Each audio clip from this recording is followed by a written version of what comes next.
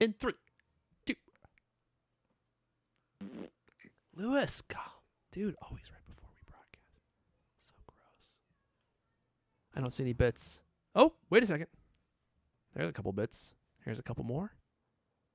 Now they're flowing in like the wine does in Torrentino. Is that what it is? Torrentino? Boom! And we're live. Oh, wait. There we go. We're live. It was just me.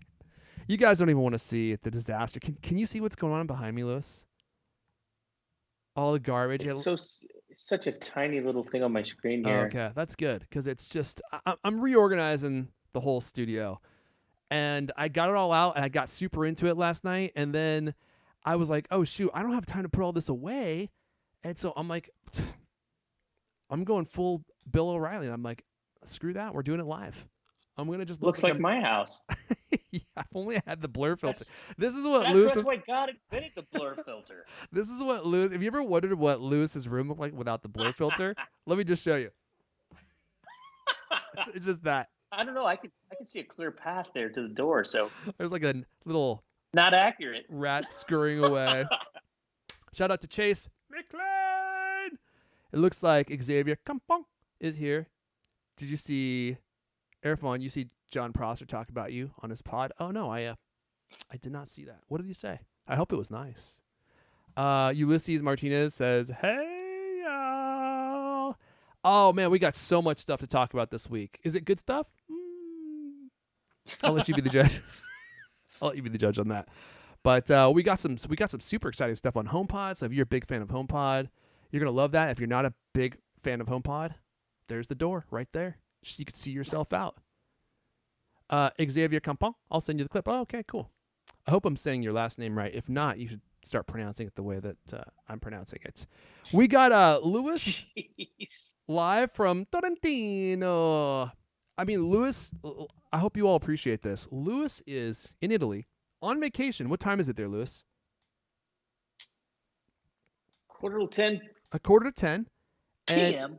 And he is broadcasting from his phone. He has a hotspot on his phone where we got audio going, we got video going. Never in my wildest dreams did I ever imagine this would work as well as it is. It's crazy. And next week you're still gone, and then the week after you come back, right, Lewis? No, I'm back next week. Oh, okay. Because at the end of last week's show, after you left, Leander just had a full emotional breakdown. It was a very authentic moment. He was like, "We need Lewis. It's all falling apart. It's all my whole empire's crumbling." And he cried for it was probably 60 to 70 minutes. I just sat there awkwardly because he just wouldn't stop. I kept expecting him to stop crying, but you know how people cry and then it moves into the next phase where they cry even harder. He went through like 4 to 5 different stages. So well, luckily you're back next week. So. Yeah. We shouldn't even talk about it because I feel like it's gonna get Leander emotional. So and then we don't have time to do the show, and we got a lot of stuff to talk about this week. Holy moly! So you know what? I know we normally do some BS and wait around talking about stuff. Actually, no. Well, I'll do this during the show. I'll do this during the show. There's a little something that a Cultimac listener sent me.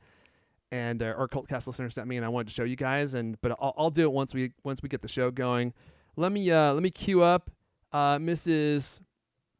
D. She's ready to give you all the D. Here we go. What about Mrs. Tweet? Oh, you want a tweet? Yeah, I'll send out a tweet here. You want a tweet? You love to get your hands on those tweets. I just like to say tweet over and over. Tweet. you just say that a lot.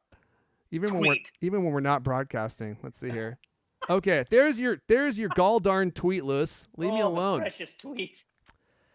There it is. Something about 9 to 5 Mac. Oh yeah. Okay. I don't think we're gonna talk about that. we talked about talking about that. I don't know if we actually will. All right, let's queue up the D, and we'll get started. This is D. Is that my favorite little Lewis Wallace? Look at that lovely goatee. I just want to rub it with my cream. Well, that's weird. But you know, Maybe I can turn off my phone. I hear that it makes your hair grow in with thicker follicles and more supple, so maybe that would help you, Liz. Let's see here. I'm gonna go ahead and cue up the music here, Mrs. D. Yeah, okay. And we'll get this show started. Episode 506. Here we go. Hello and welcome to the CulCast, the best 30+ minute Apple conversation you're gonna hear all week long. I'm your host, Eric Elijah. Join me today. If he ever sets foot on an Apple campus, Tim Cook has personally commanded they implement Plan 5 T's. That's tackle, tase, tickle, tase, take him away. I don't know what the tickle is, but he's really into that kind of thing. That sounds pretty good. He's the founder of Cult's Back. Lander Katie is here. Also joining us, he is joining us live from some village in Italy, which is why his internet will only probably work for a few minutes. That's going to stop. Then he'll probably sound like a robot. Then he'll sputter, and then he'll be gone. It's going to be fun to edit this in post, that's for sure. He's the managing editor of Cult's Back. Lewis Wallace is here. Well, clearly I wrote that. Oh, Sarah! Clearly I wrote that before I got your live feed, because this is truly incredible, Lewis. I can't believe how well it's working. I know I've said that 6 times, but I really can't believe it. Is it better than last week? Dude, it's, yeah. Well, It is.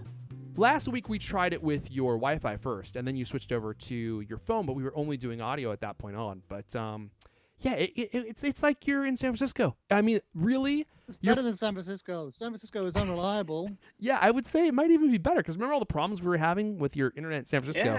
Yeah. And, I'm in a big city. is it big? Torino. Hold on a Torino. second. Okay. You know. And what are you doing in Torino? What have you been doing besides just drinking and eating pretzels? Oh my God, we went to a giant palazzo today. It was like room after room of artwork, and Not really. I'm running in the middle of the podcast, too. I think this is like an emergency call. that was real fast. I'm just gonna put Lander on the main I'll screen call so you you can back in a see bit, him okay? answering his phone in the middle of the podcast. That's what's going on right now.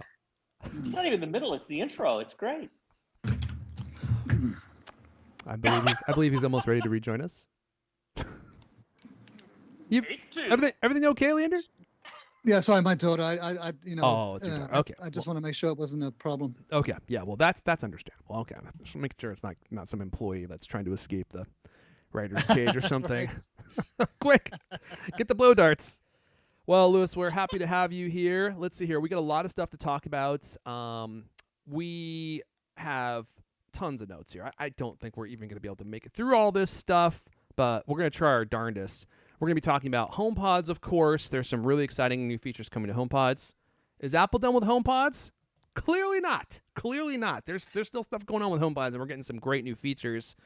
And we have to talk about this really interesting new law that's being proposed in the U.S. I know this sounds boring, but it has bipartisan support, and if it passes, it is going to radically change the App Store, I think, in some good ways. So we'll talk about that.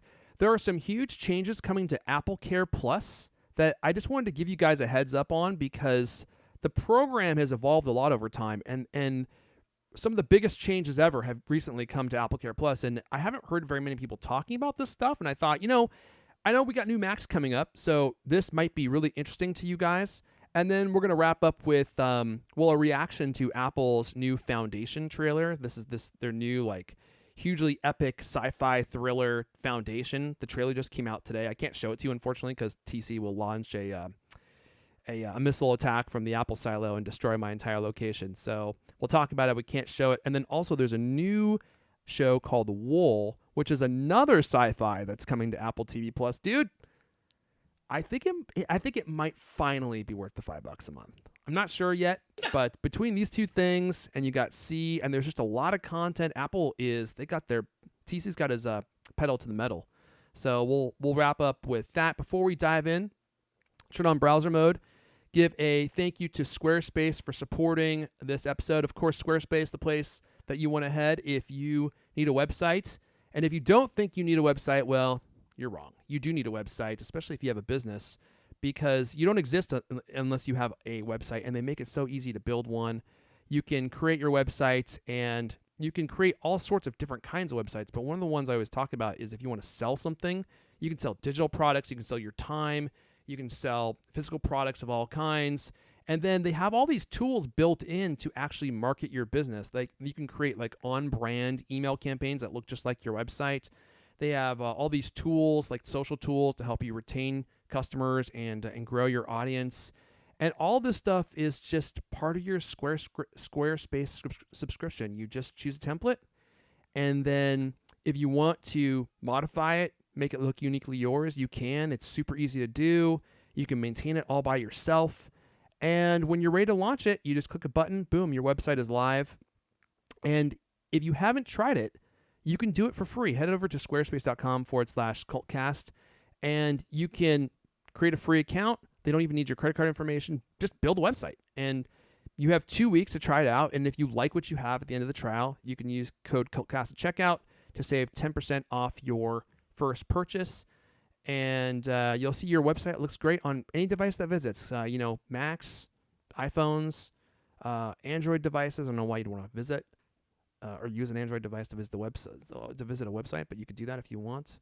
And then it has all these like integrations that are built in that you can integrate with to help you run your website and stuff. Just really super powerful. Squarespace.com/CultCast.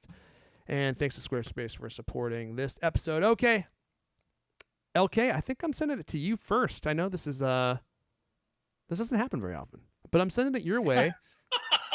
First thing off the bat, talk about Netflix gaining spatial audio support, and we're going to tie this into HomePods here in just a sec, but this is kind of like the first part of the story. So take it away, LK. Yeah, so Netflix is begun rolling out spatial audio support. This lets the streaming service offer a surround sound-like experience, but without all the speakers. Currently, it requires AirPods Pro or AirPods Max, but that will change soon. So on Netflix, they actually bailed on Apple TV and offering the feature. So reports of spatial audio on Netflix started appearing on Wednesday on Reddit, and a company spokesman confirmed it to a website whose name we shall not mention. This is a feature coming to Apple TV this autumn with tvOS 15, and it's already in Apple Music. So spatial audio provides a more immersive viewing experience. The audio is subtly modified so that it seems to come from all around and even from above.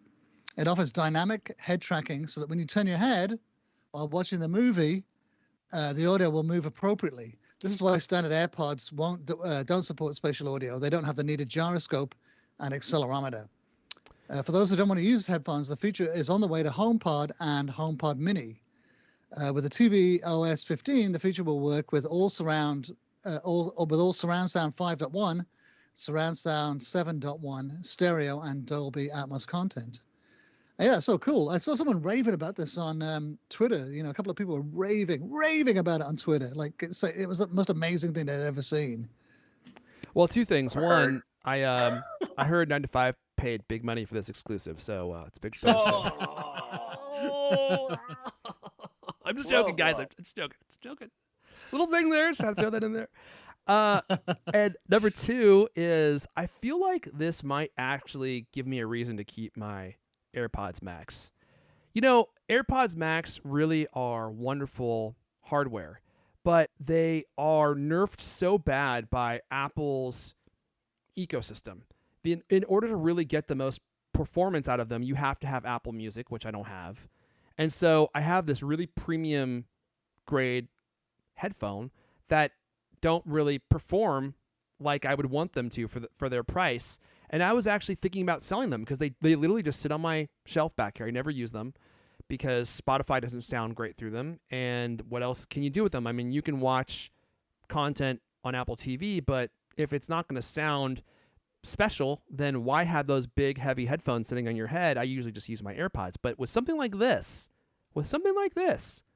that adds spatial audio support, that actually might make it worth keeping your AirPods Max, because now you can have a surround sound experience right on your head without having to disturb everyone in your whole house, which I think that's pretty cool. Leonard, do you find that you're using your AirPods Max very much these days? I'm like you. They kind of sit on the shelf. Yeah. And what about you, Lewis? Because you have AirPods Max too, don't you? No, sir, never did. You never got them? He had mine. No. He probably would have used it. I borrowed his. I was gonna say I have memory of you having AirPod Max on your head. Yeah, I did a review of them. I used them for a week or so. Yeah, I don't know.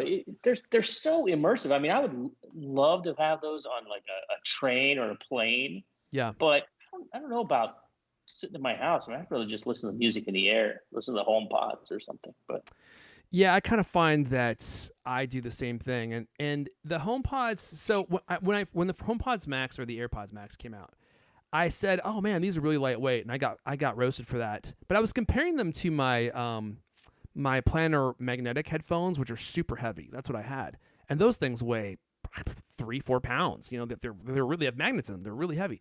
So when I put the AirPods Max on, I was like, "Oh man, this is like wearing a feather on my head. I could wear these all day."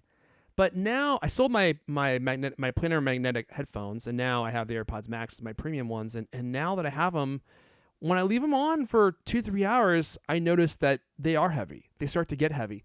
And my Sony MX1000 WM4s, I think that's the name, they are plasticky, so they're not nearly as high quality, but they're just way more comfortable. And they have excellent sound noise cancellation. So I find that I'm more drawn to those because there's just less wear fatigue. And that got me thinking, why do I still own these AirPods Max? I never use them, and they're $500. But Yeah, if Apple has support for spatial audio, if Netflix has it, if HBO Max adds it, now it kind of seems like it might be worth it. But so this ties into another story. So HomePods. HomePod beta brings Dolby Atmos and lossless music support. A lot of people were wondering if this is going to mean that the original HomePod was going to get this support as well. It does. So, yay. I should be banned from ever using that word on the show again. My apologies.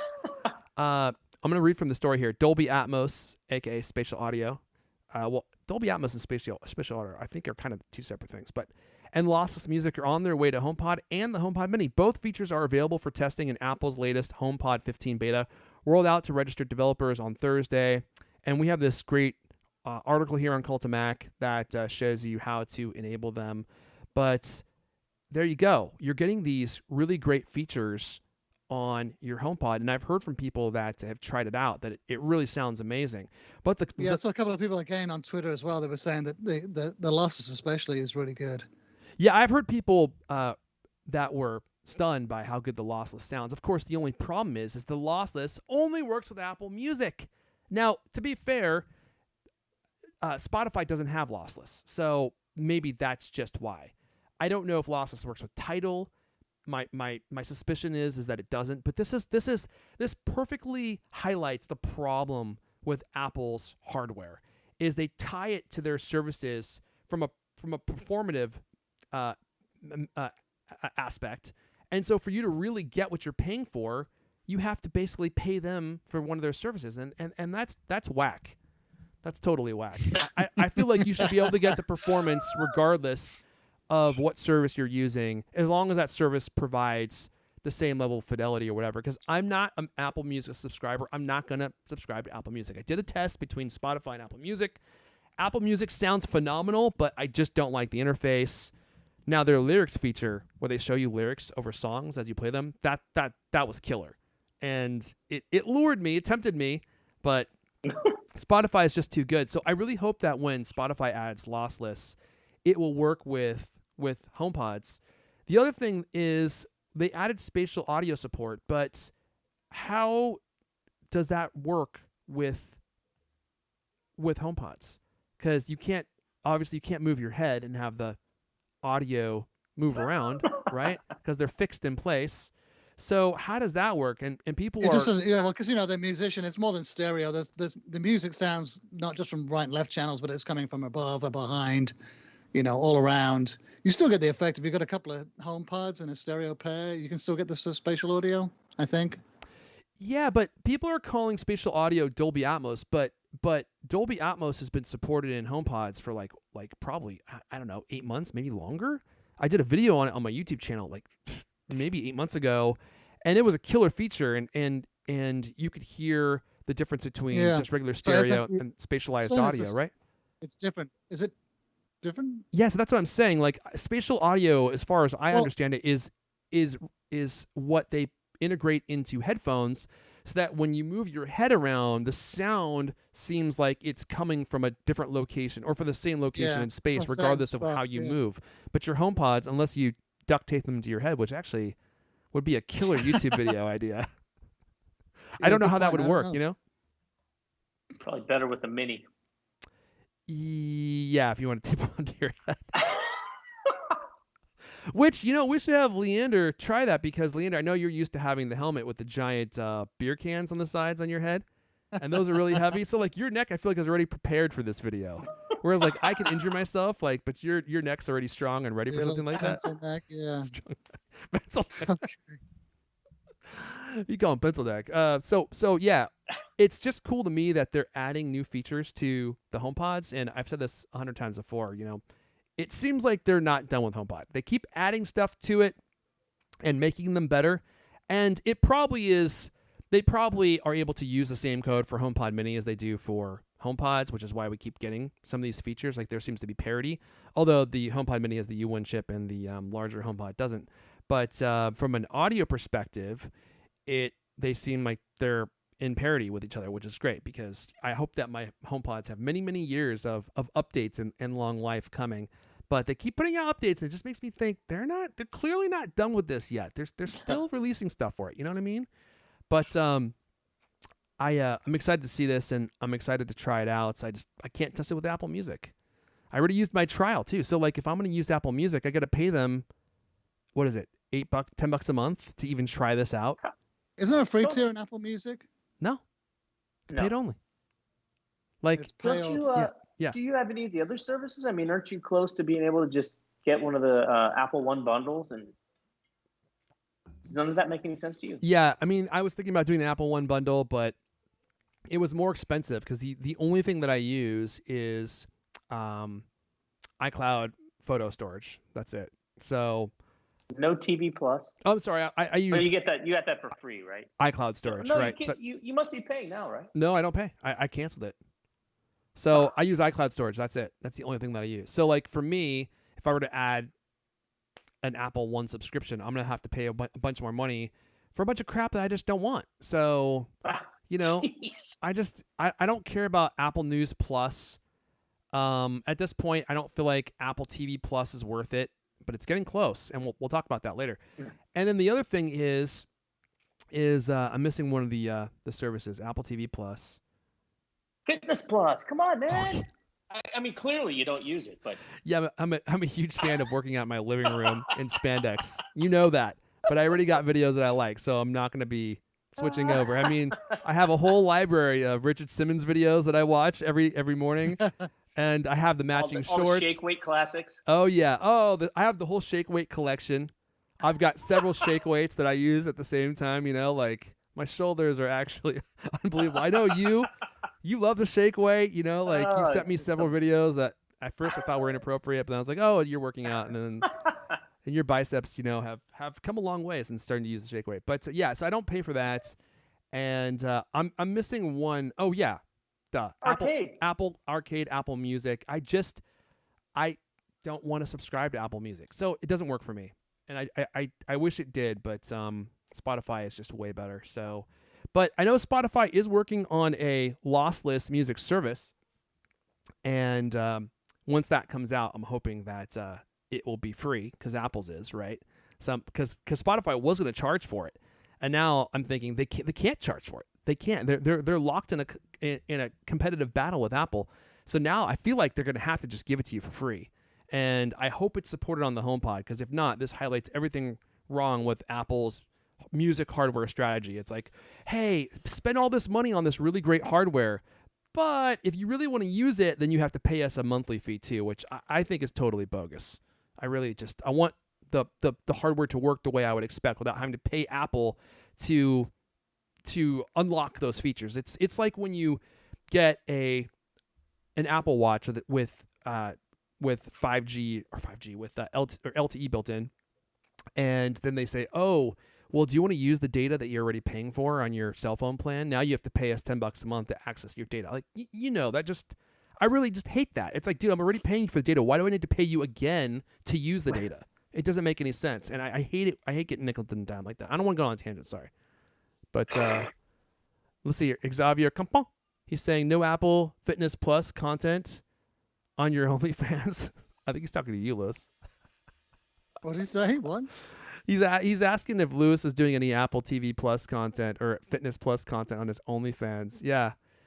And I saw a clip from one of his videos, and he was getting his workout on him. He was sweating like crazy. He was wearing that Freddie Mercury leotard where it's like, I think you're supposed to have a shirt on under it, right? But it's just like the little thin straps.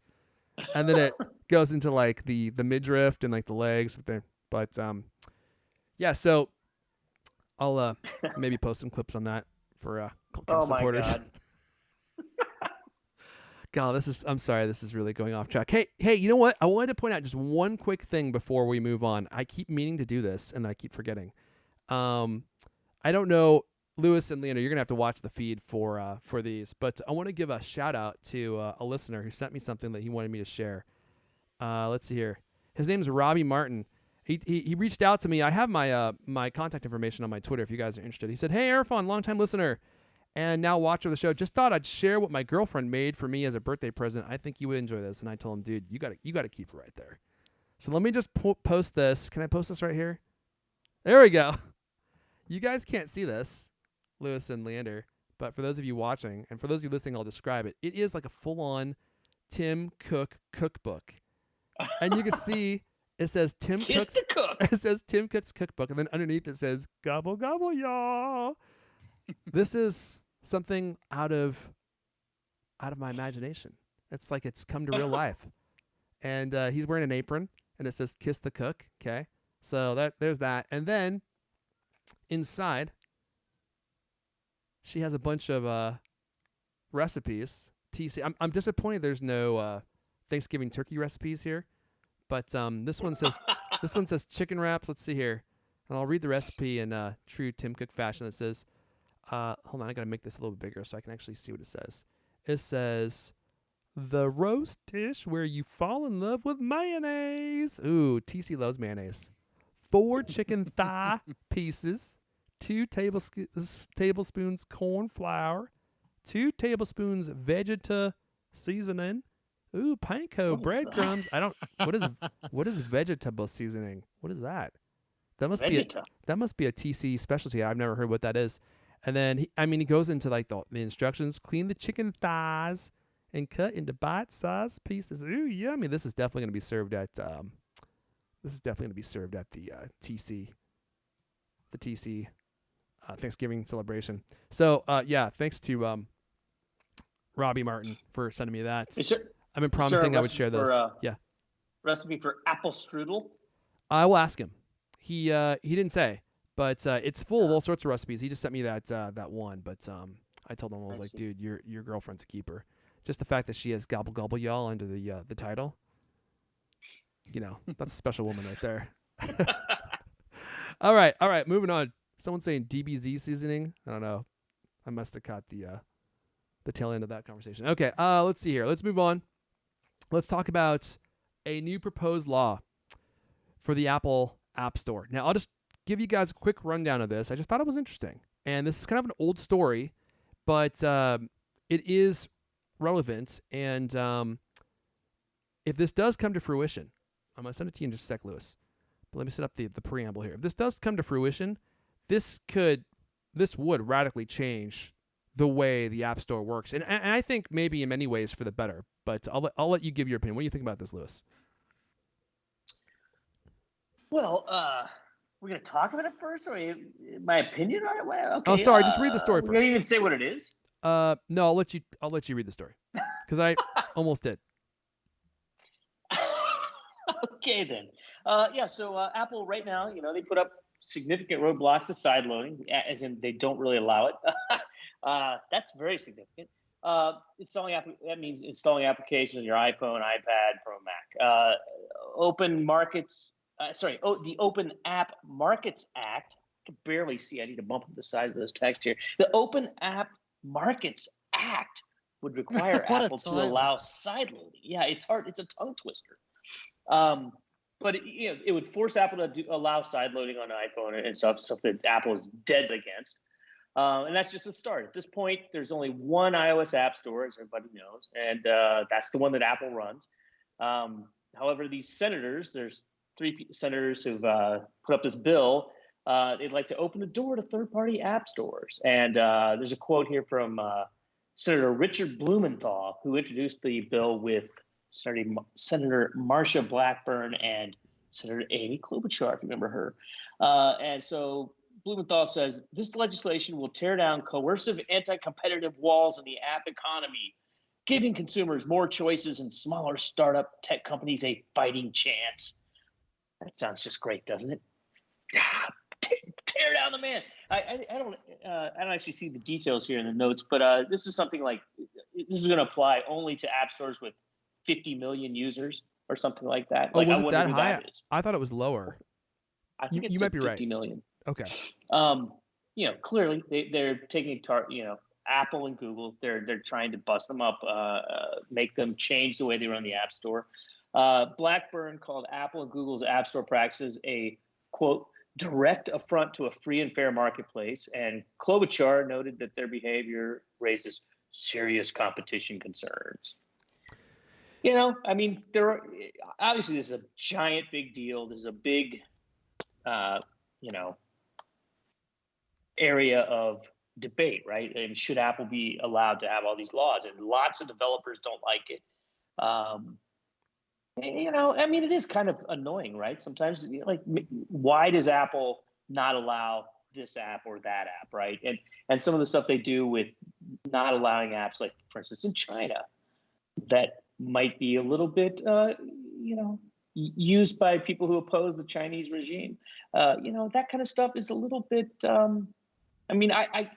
I gotta say, I like the fact that the App Store is kind of vetted. It is vetted, right? The apps in there are probably going to be okay. I think that's good. I think that's a useful thing. But the whole thing of Apple having this like complete control, monolithic control, and almost no recourse sometimes, right? Developers get their apps booted for whatever reason. Yeah, and it's, that aspect of dealing with Apple and, frankly, almost every giant internet company you deal with. Whoops, blink, you're gone. Your app is out. I guess they give you a warning or whatever, but I could just imagine what kind of hell you can have. Like when, there's all these stories, right? When our Facebook, Cult of Mac Facebook got hacked. Trying to get a hold of Facebook and trying to get it rectified was a nightmare. And if you're a developer and you're trying to deal with Apple and you've got this Byzantine system that you can't, really get a hold of a human being, that's got to be frustrating as can be. So I don't know what the answer is with this. I think a lot of them sounds pretty good, don't you, Irfan? The multiple app stores. I'm kind of in favor of that. Yeah, I from what I've seen so far, I think this sounds fantastic. And the thing that I thought was really interesting is when you look at the story, we have 3 senators who have supported the legislation, and the first 2 of them I really couldn't really be more different from one another. You have Richard Blumenthal, Democrat from Connecticut, and then Marsha Blackburn, Republican from Tennessee. It's like, whoa. This is one of those rare instances of bipartisanship that you see these days. Like, that almost never happens. And so when you see support from people who are so ingrained in their own sides, it makes me think, wow, this actually might go somewhere. And to me, I've said this a lot, the fact that Apple gets final say on what apps can be released, I think is way too much power for one company to have. You've purchased an iPhone, you should be allowed to put apps on it that Apple hasn't approved. It's like a Mac, except it's more of an important computer for most people than a Mac. So with your Mac, you can install anything you want. Apple might warn you, and if you want to buy something from the Mac App Store, you can, but you don't have to. You can buy apps from wherever and load those on your Mac. Why shouldn't you be able to do that with your iPhone? There's literally no reason I can think of other than the fact that the marketplace or the App Store makes Apple so much money that they just don't want you to do it. That's their only reason. They might say there's another reason, and there might be some other smaller concerns, but from my perspective, that's probably the main concern is we're making too much money. we don't want you to be able to buy apps from other marketplaces because everyone who has an iPhone, all 2 billion devices, has to purchase from us, and we get a cut of every transaction. So for me, I think that's too much power for one company. Personally, there's no reason why you shouldn't be able to buy from an alternate marketplace. And Apple will say, oh, well, we want to vet apps. Great, do that in your own marketplace. And then allow another marketplace to exist that you have nothing to do with. And if people want to buy from there, then they can do that. And we all get exactly what we want. We have safe apps if you want them from Apple. We have riskier apps, which I don't really think they'd be that risky, from another marketplace. And then the apps that Apple says no to can go in this other marketplace. You don't want to have 5,000 fart apps? Okay. Well, we'll have a fart app section in the new alternate app store where people can buy stuff. And if people make the argument, well, those apps may not be secure. I don't know if I want to use another app store. Well, then great. You don't have to. But I think a lot of people would. And they would find lots of creative apps that Apple wouldn't allow because the Apple review process it seems like it's very subjective. And I think all review processes for all these companies are always subjective because once they create the rules, people try to figure out ways around those rules. And so they're constantly trying to, play a game of cat and mouse where they're trying to figure out how people are obscuring their rules and stopping those things. So I think it'd be cool to see a Wild West app store where people just release whatever they want and then you can load that stuff. And again, I mean, why should you not be able to do that? It's your phone. You paid for the phone. Why? It's like right to repair. Like Apple, we have all these people talking about why you should be allowed to fix your own stuff and Apple shouldn't be able to disallow you from doing that. This is the exact same premise. Well, you own the phone. Why should Apple be able to tell you what you can load on it, right? They should have to allow other app stores. I think, my opinion. I would love to see what people in the chat say because I know this is kind of like a controversial topic, but I think it'd be great. And to me, this seems like a perfect compromise. Yeah, Lewis, what? I was trying to remember what was the name of that app that Apple booted out of the App Store back around the time of the election. I thought you were talking about the I'm Rich app that cost $1,000 and just did nothing. No. I mean, the thing that I get irritated with, with Apple and that kind of stuff is more like free speech kind of stuff. Where you mean Parler? Are you talking about Parler? Parler, that's the one I was trying to. Yep. And it's like, come on, really? And the whole thing with the way that's going, with technology companies like deciding what is actual news and allowed thought. I mean, that aspect of all this makes me just quite ill. So, yeah, maybe this is a great idea. I mean, I don't know. I don't know how often I would use it, but on the other hand, having the ability to use it is I think that's important. I agree with you. I take back anything I said that didn't sound like full-fledged support for that. We got Jeff Druin from the chat saying majority of people wouldn't download anything outside of the App Store. I totally agree. I think you're right. I think probably 95% of people wouldn't want to download anything outside. But, well, I don't know if it'd be that high. There's a lot of people who are enthusiasts who would probably be down to download things from app stores that seem like they're more risque. But I still think that we should have the option. Why should we only be allowed to download things from the App Store? And I think the Parler app is actually a really great example. Like, the details of their suspension, I think, were dubious. And for a lot of the criticisms I heard of Parler, I'm like, you could make those exact same criticisms of Facebook and Twitter, and yet they're allowed to remain. So, and if Parler or an app like Parler gets booted out, what's their recourse? Like you said, Lewis, there's nothing. There's literally nothing you can do.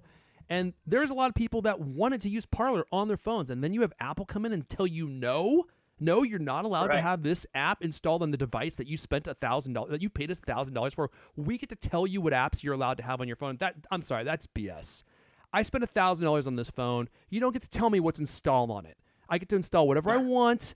And if you don't like it, then tough noogies, TC. No, I'm getting tough now. I'm the one getting tough, TC. I'm going to give him a headlock and give him one of those noogies until he says uncle, because I think that's an overreach. I really do. Yeah, Eric Grimley saying Gab. Yeah, there's another social network. And again, I know these conversations can hurtle towards political conversations.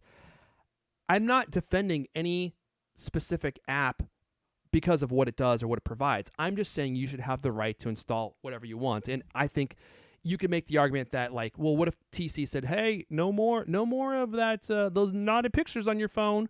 How would you like that? I mean, Apple tries to keep a clean image. What if they said, hey, you can't look at that stuff on our devices anymore? People would be outraged. And I feel like this is the exact same thing. Like, why should Apple have a say in how you use your device? You're just paying for the technology in the OS, and certain things should be allowed. Anyway, sorry, I'm repeating myself. So interesting story. Well, they have some, there's a whole bunch of other weird stuff too going on as well, isn't there? Like you have to use Apple's payment system. Can't use any other payment system, which causes a lot of headaches for some developers. Also that, and also taking a cut, of digital goods that are sold, but not physical goods. That seems like a kind of a weird and strange distinction. So I'm happy to see it all shaken up. I don't think Apple's position is defensible anymore. I don't either. On a whole bunch of different fronts. Yeah, I don't either. I'm looking at the chat again, and let's see. Streamline is saying all the big popular apps would leave Apple's App Store. I'm actually not sure that's true. They have such a monopoly on the App Store. It's like Steam, right? There's all these game stores now, like Epic. You have the Windows Store, and Steam is still the predominant place to buy your games. It's like Google. I mean, there's other search engines, but it kind of reminds me of something that Peter Thiel said. He's an investor, and he's kind of like prolific in like the world of tech. And he said he only invests in companies that have like digital monopolies. I'm paraphrasing what he said, but that's essentially true. Like, they're not monopolies. Someone can come and compete, but their platform is so ubiquitous that really no one can compete with them. And Google's one of those companies. Apple's one of those companies. You can come and build your own thing, but their presence is so dominant that there's really no way for you to actually make a dent in their business. And I feel like the App Store is like that. For most people, they would just use the App Store, nothing else, and they would feel maybe too fearful to use another App Store. So it would give guys like us, people like us, the option, but the normal people could just download, all the normal stuff from the App Store.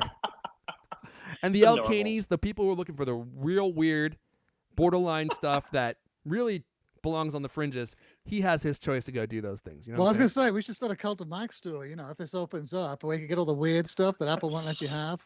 That's actually not a bad idea. Oh, you'd make so much money. Imagine how much money you can make if you built a really great app store. Anyway, yeah, Streamline's saying that didn't help the Mac store. Yeah, no one uses the Mac store. Isn't that interesting? And I think that is at the heart of the issue, is if you open up the App Store, Apple's worried people will leave. Although I don't think that will actually happen with the Mac Store, because people are already used to using or downloading apps outside of the store. And then Apple tried to institute the store model, which most people, I think, were already used to doing something different. That's kind of yeah. What? Yeah. Well, I started using the store just because of that trust option. Like, I was going to download an app for my Mac the other day. I can't remember what it was, and it looked kind of sketchy on the website. So I searched for it on the App Store, and it was there. And I'm like, oh, okay, that's a seal of approval. That's I can trust it if it's in the App Store. So I downloaded it from there. And yeah, that would be the same situation, I think, with the iPhone, wouldn't it? If people, were in that, you go to the Apple for the apps you trust, mainstream, trustworthy apps. You want to put some, vaporizer app on your phone, then you got to go to some sketchy back alley Cult of Mac store. Cult of Mac store, App Store. That's where you get all the verboten apps that Right. Regular, like, the upstanding citizens would never use. Well, Yeah. things like the vaporizer thing. I know that came because when the Trump administration banned vaporizers, so then Apple yanked all these vapor apps, and then my Puffco and my what's the other one? R.I.P. Yeah, one of my other vaporizers. It had an app. Literally. It was actually kind of useful. It was almost essential for running the thing. Oh, and they banned the app. They banned the app, yeah, and so all of a sudden, so then I had to go get I had to dig out an old Android phone and then load Oh up the my Android app in the gosh. Play Store, which is that's a lot looser than the Apple Store. Anyway, it all worked out great in the end. But yeah, that kind of stuff I find is a little bit sort of nanny state irritating. Yeah, it is, and I had an encounter like that too. There was this app. There's this product that I bought that would let you emulate Amiibos. So this might not be of interest to you guys. Emulate I'll explain. So Amiibo is I'll just show you. I'll show you right here. Now, this is not an amoeba. This is not an Amiibo, but this is a similar idea. So an Amiibo is something like this. It's a character, like a figurine, that you can buy. It's a physical item. Did you pull that out of thin air? Yeah. I reached up into the ether and I just pulled it out. I can do that all the time. Yeah, it's like you Mary look Poppins. like a magician. Yeah. I keep all sorts of stuff in there. And so I'm holding a Han Solo. I forget what these things are called. These were for Disney Infinity, but the idea is the same. Is it is a physical product. In this case, it's a little like action figure, and it has an NFC tag in the bottom of it, right? So there is this little hardware. I won't name it because it's actually a piece of garbage, but that you can use to like store the NFC information on this little disc, and then you don't have to carry around all these action figures if you want to use the NFC information inside the action figure with your Nintendo Switch. You can just carry the disc around. The disc can hold like 100 NFC tags digitally, right? And so they have this great app that you can get for Android, and it doesn't exist in the App Store. And I said, well, how come you guys don't have an iOS app? It seems short-sighted. He's like, we want to, but Apple won't approve our app. And I was like, dude, this makes your product useless for iPhone users because you really need to have this app in order to manage what's on your disc. And he's like, I know, but we can't do it. And that's exactly my point. It's like, well, why? What was the reason, do you know? They didn't like their NFC implementation or something, or maybe there was some NFC API that they weren't allowed to call, that they couldn't do read-write access. I don't remember exactly what he said, but the Play Store allowed it, so it couldn't be that dangerous, but Apple didn't. So this product is basically useless. I bought this product for like $80. I was going to review it. I'm like, this is totally useless. I'm not going to bother with this anymore. But that kind of stuff, right? It's just Apple wouldn't let them. They wouldn't let them do access to the Apple Wallet app and siphon money straight out of the account. Yeah, it was like, do you give this developer access to your wallet, to your credit cards? And I was like, sure, why not? Okay. Anyway, look, let's move on. I wasn't planning on talking about that for so long, but let's wrap up with a couple of really quick stories. We had two new shows. Well, we had news on two new shows this week, two Apple TV Plus shows. And they're both pretty big shows. Like, I would say one of them is maybe one of the most anticipated shows of the year for Apple TV Plus. And that is this sci-fi epic Foundation. Let me see. Can I bring this up? Where is it? Oh, shoot. Don't play. I think I accidentally just closed it. I was going to also talk about Apple TV Plus, which I just remembered, but we're running out of time. So I'll just say really fast about Apple TV. I'm not Apple TV Plus, excuse me, Apple Care Plus. See, their naming conventions are way too similar. Apple has added the ability to keep your Apple Care Plus subscription going for your Mac infinitely. And they've also allowed you the ability to pay for it on a yearly basis instead of every 3 years. So if you're getting a new Mac, you now have the option to just keep your Apple Care Plus subscription going into infinity as long as you owe your Mac, which is a big change. And you can pay for it every year. So there was a whole discussion I wanted to have around this. Maybe we can move it to next week. Is it worth doing that? And then talking about how I do it, because I don't use Apple or Apple Care Plus. There's other ways that you can do it that I think are pretty good, that cost a lot less, but maybe we'll move that to next week. But that is an option for you now. All right, let's see here. Here we go. Yes. Apple TV Plus presents trailer for eagerly anticipated series Foundation, set to premiere around the world on Friday, September 24th, 2021. Apple TV Plus today released the trailer for Foundation, the highly anticipated epic saga based on Isaac Asimov's timeless trilogy of the same name, revealing a deeper look than ever before at the unprecedented adaptation. The trailer invites audiences across the galaxy to embed on a thrilling and emotional journey. This is my movie guy voice. Following a band of exiles who discover that the only way to save the Galactic Empire from destruction is to defy it. You guys all watch the trailers? What does that mean? They're trying to save the Empire by defying it? So in order to save them... This is where the rebels are actually secretly trying to save the Empire? I guess so, and the Empire doesn't want them to do it, but they're like, no, we have to because we want to save you. I know we all watched the trailer, right? Yeah. What did you think, Leander? Well, I think I love I'm just gonna watch it just for Jared Harris because I love him. Oh, really? I don't know who that is. I'll have to look him up real fast. The gravelly voiced British guy. He looks like the main villain or whatever. Oh, But I didn't know his name. Jared Harris? yeah, he's rich. You know Richard Harris. Remember Richard Harris? No. He was like a movie star from the 60s, 70s. It's his son. Anyway, he's just always great no matter what he's in. Always God, his great. face looks so familiar to me. Chernobyl. Huh? He was in Chernobyl. Okay. Yeah, right. All right. He's just always. He was in Mad Men. He was great in Mad Men. He was one of the best characters in Mad Men. Oh, he was in Ocean's 12. Okay. Because I know I've seen him. He's been in a ton of stuff. He's he's been in all sorts of stuff. Look at all this stuff. Yeah. He's got a huge resume. He's but he's a character actor, so Yeah. always plays the secondary characters. But he's always so good. Always just like elevates whatever he's in into this higher level. But Yeah. it looked kind of like I was kind of like, am I watching the trailer for Dune? Dune? How did I know you were going to say that? Because that's what I Yeah, was thinking too. so- It's like they should have called this not Dune. Yeah, right. Dune Plus. And it was kind of the trailer had the same old, like lots of intrigue and then all the action at the end and the music rises to a crescendo. And I'm like, well, I don't know. I think I even read the books, and you know what I can remember about the books? Nothing. Zip. Well, I'm not going to hold Absolutely that against them. I mean, you don't like any universally beloved content, so I'm not going to hold that against them. That's not true. And I think Asimov, like I've read some Asimov. I read I, Robot, and I read his best stuff is his nonfiction. He wrote some amazing nonfiction books, about physics and science. I mean, he was a great science educator, great science writer. Uh-huh. But I don't remember anything about his fiction at all.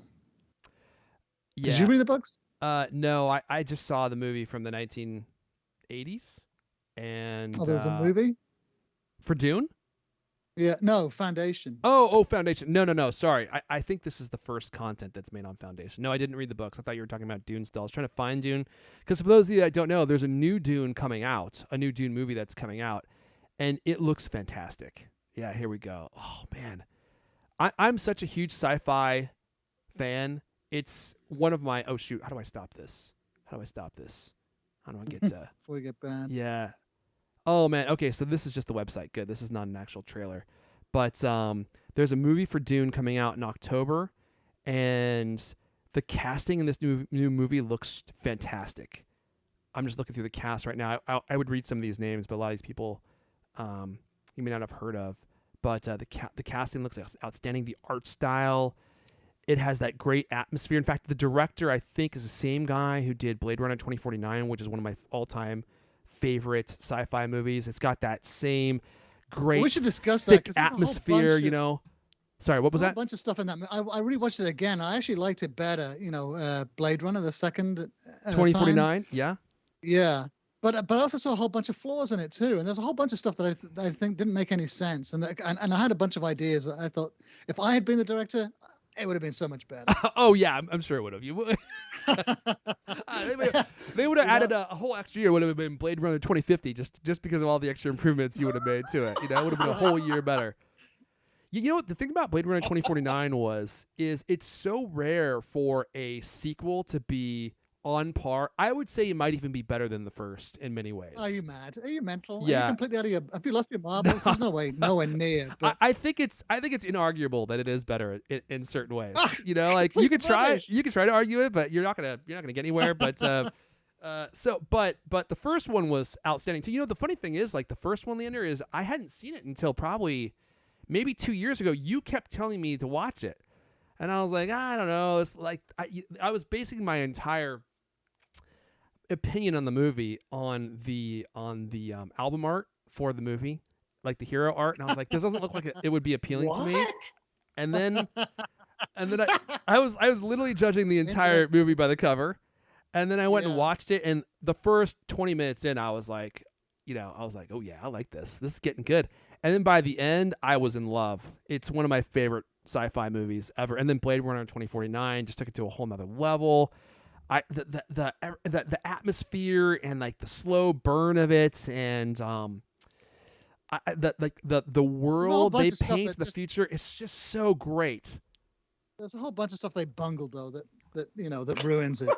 In 2049. Yeah. Well, the character of Love for a start, right? The top replicant. Yeah. I mean, she's supposed to be the ultimate badass, and She she's was unbeatable, and yet he beats her in the end. Yeah, but he died. Roy Batty in the original, Roy Batty was unbeatable, and he spared him, and that was much more true to the character and to the scenario.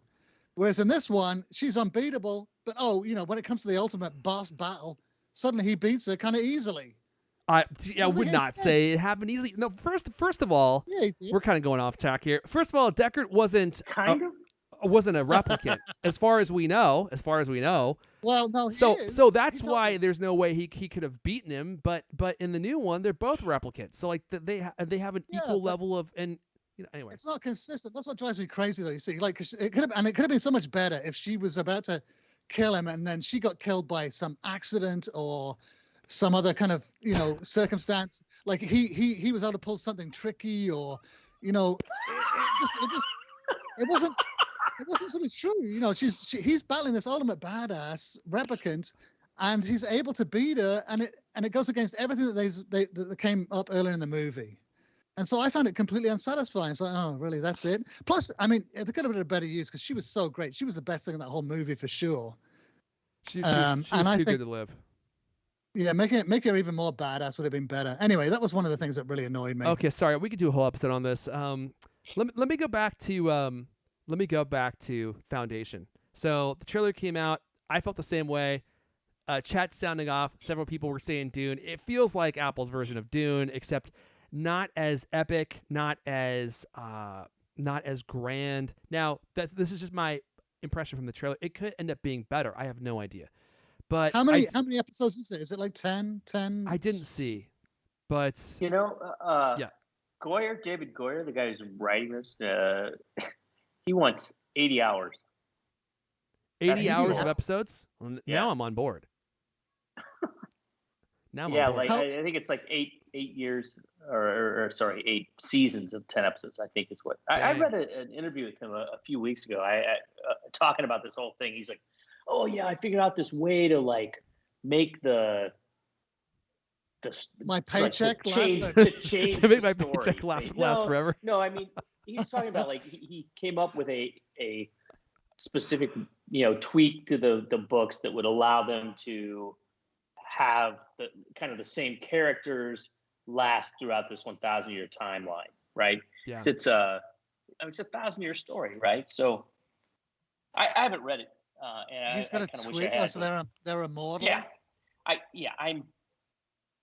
don't know how much I trust this guy Goyer. I mean, he's worked on some great things, like Dark Knight and things like that with Christopher Nolan. So I mean, he's got a pretty good track record. All right, Roddy, and I gotta say, his interview with whoever it was, that long interview, it actually made me more interested in this project Foundation than I had been.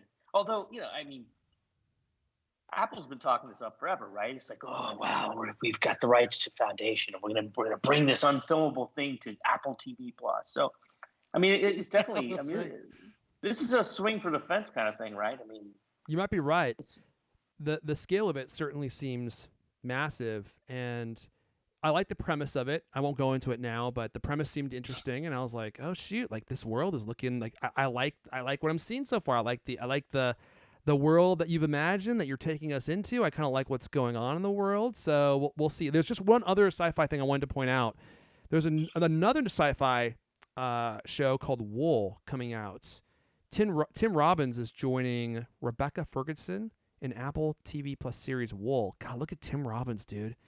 He's turning silver. I haven't seen him in a while. Look at that. It's like when the same thing. He's a silver fox now. He looks like Ted Danson. Yeah. He's gone Steve Martin, straight he's Steve gone Martin. Full white, yeah. Yeah, he's a silver fox for sure. So let's see here. Have you heard of these books? I have not. I try to stay away from books, so I never heard of them either. Yeah, but I guess they're popular. But let me see if I can find the premise of this. Here we go. Wool is set in a ruined and toxic future where community exists in a giant silo underground, hundreds of stories deep. There, Men and women live in a society full of regulations they believe are meant to protect them. Okay, so it's like, oh, are they down there for a good reason? Or did someone trick them into being down I mean, there? that's a great premise, isn't it? A lot of movies. Logan's Run is kind of like that, maybe, Yeah. right? I haven't seen Logan's Run. Was that good? Oh, they're remaking it. Of course they are. I haven't seen it since the 70s. Have you seen it, Lewis? Yeah, I think I watched it in the last year. And, I mean, it's definitely a movie that it makes an impact, right? I mean, it's cheesy as hell, but we're still talking about it. What is this, 40, 50 years later? Yeah. What did I think Logan's about Run. it? So, yeah, I mean, I love those kind of cheesy 70s sci-fi movies. So It's got Jenny Agutter in it, isn't it? Who's like just a wonderful I don't actor. know. I don't know about that, but And what's the name of the you should British? definitely watch it, Irfan, next week. Okay, I'll check it out. This last bit from this story, which is funny. So they're talking about Tim Robbins, and they're saying Robbins won an Academy or a Best Actor in a Supporting Role Academy Award and the Best Actor by an Actor in a Supporting Role Golden Globe for Mystic River in 2004. He also received an honor at the Cannes Film Festival in 1992 for his work in the play. And I'm like, yeah. And he was Andy Dufresne in The Shawshank Redemption, one of the best movies ever made. Who cares about the awards? Shawshank Redemption. That's all you got to say. He is definitely one of the best actors of our generation, I think. You could make an argument for him. He is outstanding. So to get him signed on for this, Apple's really, they're going after it, man. It's I think more than anything else, it's really fascinating to see. We are witnessing the construction of a AAA streaming franchise right before our eyes. It started with nothing. Apple really. You're too cheap to subscribe to it. Well, it's not there yet, but I think that they're on their way. AAA. Well, is that worth $5 a month? Apparently not in the Epon household. You gotta be quadruple A to Price get my of a $5. sandwich or a coffee. Well, here's the thing. They don't have a big library yet. That's their big problem. It's not that their content that they have right now isn't good. I think the content that they're producing competes with most of the streaming services out there. But they just don't have a big catalog of stuff. That's really where it is. Because like you watch C, like I did, and then there's nothing. There's literally nothing else to do. In fact, one of the comments I saw in one of these articles was like some guy, he was like, bah, why would I subscribe to Apple Music or Apple TV Plus? I had it for free. I literally watched all their content in 1 week, and now it's done. So there you go. Can't do that anymore. You know, cannot do that anymore. The amount of content that they have is kind of unbelievable already, and there's so much stuff in the pipeline. I mean, yeah, it's still dwarfed by Netflix and every other service, frankly, because they're the only ones who are doing everything on their own. Yeah. I mean, who else does that? HBO is maybe it, right? Yeah. They're building everything from the ground up, and it's all coming together. They just keep adding more content. They have really talented actors and writers working for them now. They have a great base of content, but they still need to fill their stable for sure. They've only got a few horses in there, and I think they need another year maybe. But when Foundation comes out in September, depending on what the reviews are, I may subscribe for like a month or two and just watch it and see how it is. Are they dropping the whole thing in one go, or is it going to be like trickle down week by week? No, they're gonna. You know what I realized is, for smaller services like Disney Plus and Apple TV Plus, the reason they'll probably never drop it all at one time is because they need to keep you hooked. So they do it one episode at a time, so that you don't think about the fact that they don't have a lot of content out there, because you're always just waiting for the next episode. Whereas Netflix, they can afford to just drop the whole thing off because they've got so many shows coming out all the time and their whole backlog that doesn't really matter. But they're gonna trickle this out week by week. Okay, look. Do you think that's a smart strategy? Yeah, I do. From a marketing perspective, absolutely. But what about from a user perspective? And isn't Apple all about the user? Oh, come on, Lewis. Come on, They're all Lewis. about the money. Is that what you're telling me? TC's mostly about the users, but I think when it comes to keeping people on the subscription, maybe on the hardware side, they're all about the users, but from the subscription side, they're all about keeping you on that sweet, sweet subscription. They want to keep you around forever, right? And they check out those episodes out once per week. It's like, hey, y'all, coming back with another one next week. I hate it. I've really come to hate it. And just this last like a month ago, whatever, when Schmigadoon came out. I mean, have you guys watched that? Schmigadoon? No. Is that good? Schmigadoon. I like saying it. Yeah. Suzanne and I watched the very first 2 episodes. We're like, this is awesome. She's like, let's watch another one. I'm like, next week. And you know what? I think we watched one more. But, it's like, if they would have all been there, we'd have watched all of them, and we'd have talked about it with everybody we know. But as it is, it's like, oh, let's wait and see. And there's so much stuff. Yeah. And you always get sidetracked. I mean, trying to wait a week for a 20-minute show or a 30-minute show, and then another week for the next one. I don't know, man. I don't think it works. I think there's too much. It's not like there's only 3 TV channels, like in the good old days. Well, they're trying to build a habit, aren't they, in viewers? They want viewers to keep coming back. I mean, I guess in a certain sense, it makes sense to drop everything all in one go. But yeah. I think isn't the danger there that you don't get into the habit of firing up the Apple TV to watch something, whereas if you're watching something on a weekly basis, you do. I think that's a great point. The thing is, if it's coming out on a weekly basis, is you don't end up watching it. Well, yeah, right. There's that. I mean, I understand the goal, and the other goal is they want to have something new every week, right? We want to have at least one new show every week, which is really, when you say it out loud, preposterous. Oh, wow, we got one episode of a show this week. Hope you like it. Yeah, I don't like it either, because then you watch the episode from the week before, and then a whole week goes by, and I'm like, dude, I don't even remember what happened yesterday. I can't remember what happened in this show a week ago. I would much rather them drop off 10 episodes and be like, there you go, just watch the whole thing. But then you only have to check in. You only have to give them your money once or twice, or 1 month or 2 months, and then you can just leave until they come out with more episodes. Yeah, I mean, I guess that's it. I mean, I don't know if that's their overarching reason for doing it, or if it literally is just we want to have something new every week, and we don't have enough, or if it's the whole thing of like trying to build excitement. I don't think it, if that's their goal, build excitement, I don't think that works at all these days, because it's just too many ways to get sidetracked, right? I mean, how many other full seasons of shows will Netflix drop before Schmigadoon is done, right? Yeah. That you can totally get into and totally talk to all your friends about, and be totally excited about. I don't know. I think it's a bad strategy. I think it would be better if they did what Netflix does, where they just produce so much content that instead of giving you one episode a week, they just give you a whole show or a whole entire season every week, which is what Netflix does, right? Like, Netflix is so huge that instead of just giving you an episode, they just dump an entire show on you on a Friday. And the next week, there's another whole show coming out. And they're just pumping out so many shows that you're getting like an entire, 6 months of content every week from them. It's just crazy. But then you run into the problem, like, how do I watch all this stuff? Look, we can keep going on this. But I got to turn on the music, because we got to wrap it up, man. We've been going freaking, how long is this? I mean, we went long enough that our audience started tapering off, and now they're starting to come back up. Because I think the algorithm. Show? Yeah, because the algorithm's like, I think it's next week's show. We're almost there. If we keep going, we might as well just do it. All right, guys, we're gonna go ahead and wrap it up there. That's all the CulCast we have for you guys this week. If you want to come tell us about your favorite shows or something that we should be watching, we're all on Twitter. I'm at Erfon, ERFON. Lewis is at Lewis Wallace. Leander is at L. Kenny. This has been the CulCast, the best 30+ minute Apple conversation you're going to hear all week long. New episodes of the CulCast come out every Thursday night. I want to thank everyone for listening. Thank you to Lewis for joining us live from Torino. And he'll be back. He'll be back next week, or so he says. We'll see if that actually happens. I don't know if he's ever coming back. And we'll see you guys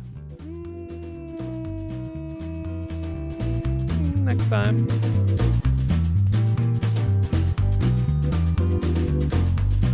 Some nice head bobbing there, Lewis.